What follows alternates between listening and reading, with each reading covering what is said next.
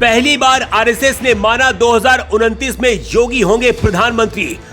कांग्रेस और समाजवादी पार्टी को उड़े होश, 2029 में बुलडोजर बाबा से कौन लड़े। एक नारे ने कर दिया ऐसा कमाल, दिल्ली की कुर्सी पर बैठेगा गोरखपुर का लाल। योगी आदित्यनाथ के विरोधी अभी तक ये भ्रम और झूठ फैलाने में जुटे थे कि यूपी में संघ और बीजेपी मिलकर मुख्यमंत्री को बदल देना चाहते हैं। पहले अरविंद केजरीवाल ने ये महाझूठ बोला, फिर अखिलेश यादव ने भी ऐसी बात कही थी। लेकिन इस बीच दीपावली से एन पहले राष्ट्रीय स्वयंसेवक संघ ने योगी आदित्यनाथ के बारे में बहुत बड़ी बात कह दी है। संघ की ओर से जो बयान आया है उसके बाद योगी के समर्थक ही नहीं बल्कि कांग्रेस और समाजवादी पार्टी के वोटर भी मान रहे हैं कि अब संघ ने 2029 में योगी आदित्यनाथ को प्रधानमंत्री बनाने की शपथ ले ली है। पूरी खबर जानने से पहले जेवर 24 को लाइक और सब्सक्राइब कर लीजिए। तो चलिए आपको बताते हैं वो खबर जिसकी चर्चा अखिलेश यादव के दफ्तर से लेकर सोनिया गांधी और राहुल गांधी के मीटिंग हॉल तक में हो रही है। उत्तर प्रदेश के मथुरा में आरएसएस यानी कि राष्ट्रीय स्वयंसेवक संघ की सालाना बैठक हो रही थी।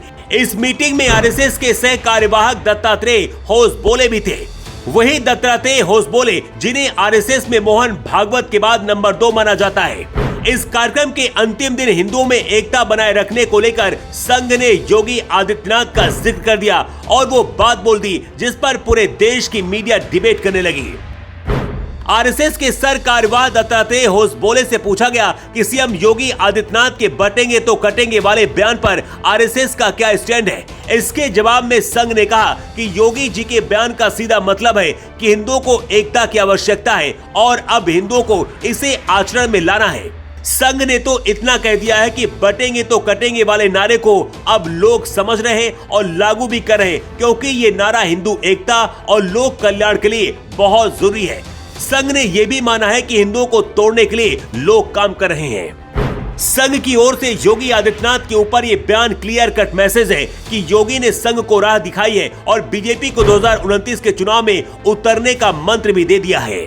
यानी जो लोग योगी आदित्यनाथ के करियर को 10 सीटों के उपचुनाव तक ही जोड़ रहे थे, जो ये मान रहे थे कि अगर उपचुनाव में बीजेपी हारी तो योगी की कुर्सी जाएगी, वो अपनी गलतफहमी दूर कर ले और जान ले कि अब योगी आदित्यनाथ की नजर 2027 का चुनाव जीतकर 2029 में दिल्ली की सत्ता पर भगवा झंडा फहराने का है। और संघ ने योगी को समर्थन देकर सारी आशंका मिटा दी है।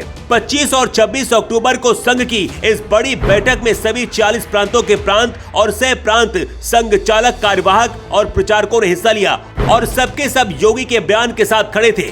इतना ही नहीं, योगी के बयान को तो मोदी का भी सपोर्ट मिल चुका है। महाराष्ट्र की एक रैली में मोदी ने अक्टूबर की शुरुआत में कहा था कि हमारी एकता को ही देश की ढाल बनाना है, हमें याद रखना है कि अगर हम बटेंगे तो बांटने वाले महफिल सजाएंगे।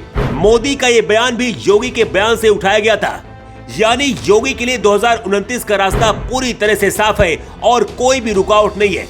यानी राज तिलक की फिर से करो तैयारी, आ रहे गोरखपुर वाले भगवाधारी।